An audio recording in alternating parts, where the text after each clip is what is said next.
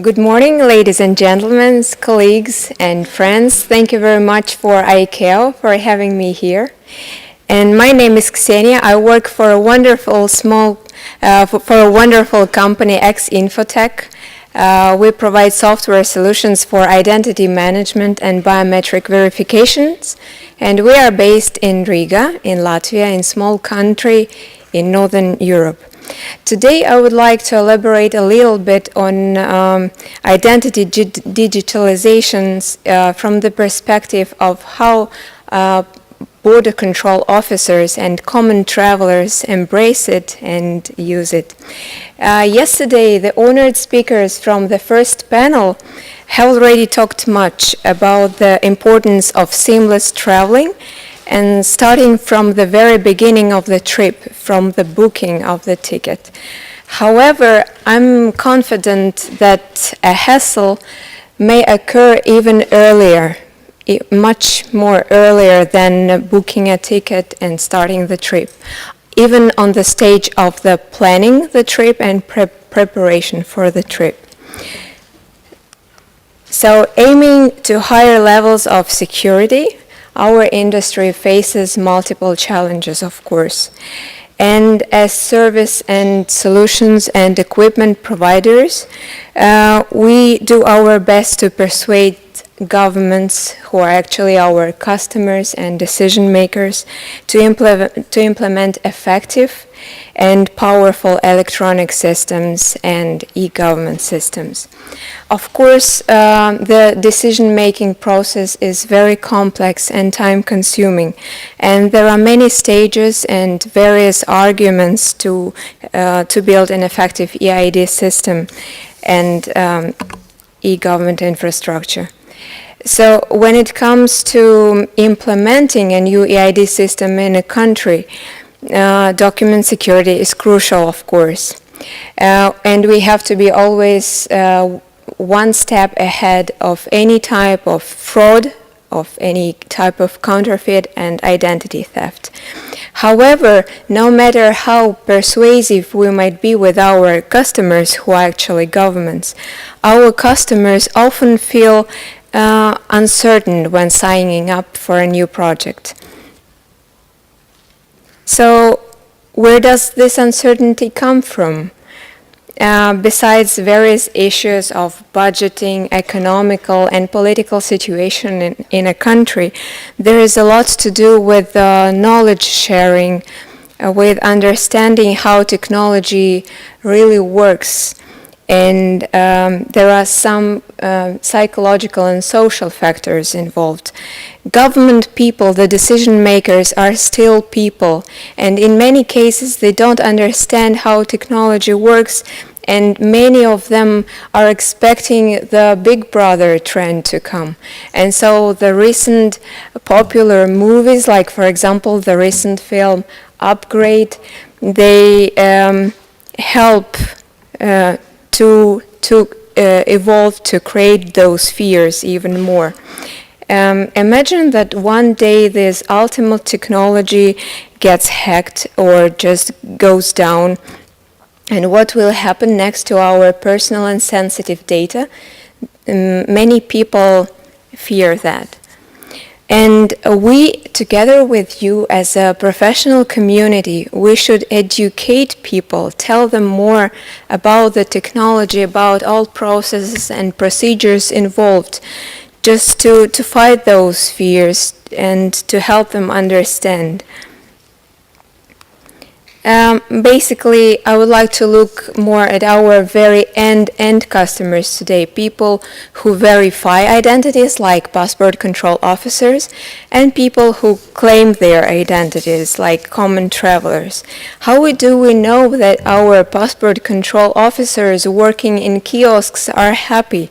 Do they understand the system, or do they need to understand the system? Is it really necessary for them? And to what extent they trust it? How does all these digitalized system help them to fulfill their KPIs, to make their work less human error? So, of course, their experience, the experience of passport control officers can be both positive and negative. And to continue the cycle of the family stories started yesterday, I would like to tell a quick story of my life. Once I was traveling with my kids. They are 14 and 9 years old, and we were crossing the border between Lithuania and Russia. We were heading to Kaliningrad, entering the Russian territory. So we are citizens of Russia. So every time I cross the border with my kids, I need to present their paper birth certificates, their electronic passports, and a notary authorization given by their dad that I'm allowed to take them traveling abroad. So the biometric passports issued for traveling in Russia are issued for 10 years, even for small babies. So during enrollment, only a picture is collected, actually, so no fingerprints or signature is recorded on the chip for my kids.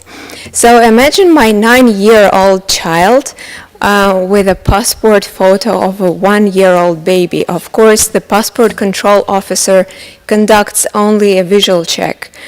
So how can he be sure that he does no error? So this is a problem not only for the industry, but for people who verify identities, who work with all these systems. And so we need to think more about their performance, of course, to help them. And of course, passport control officers are not the only ones of concern. The same thing goes for the regular citizens, travelers, tourists, and immigrants. Yesterday, for example, IATA presented a very interesting statistics of how travelers' experience is measured in airports. However, as a traveler, I would like to contribute to this analysis a little bit and make one step aside of the airport environment. And to illustrate my traveler's experience, let me tell you another quick story of mine. So, as I previously said, I'm a citizen of Russia. So, I have 2 passports.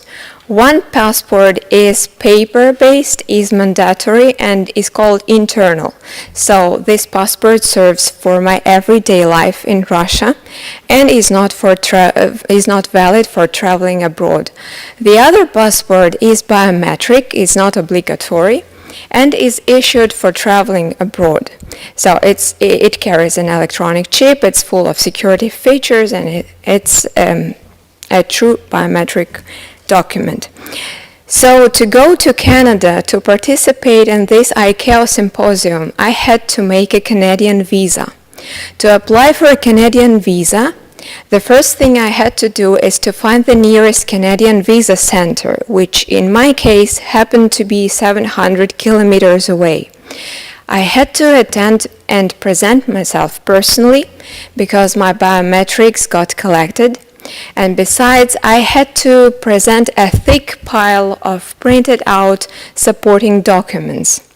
So then my passport was retrieved. I gave it away for 3 weeks because 2 weeks approximately serve for visa processing and a few more days for passport delivery. So for 3 weeks I was left without any identity document. Like documentless and identityless. The funny thing is that being a citizen of Russia and working for a Latvian company, I live in Germany. So I have a temporary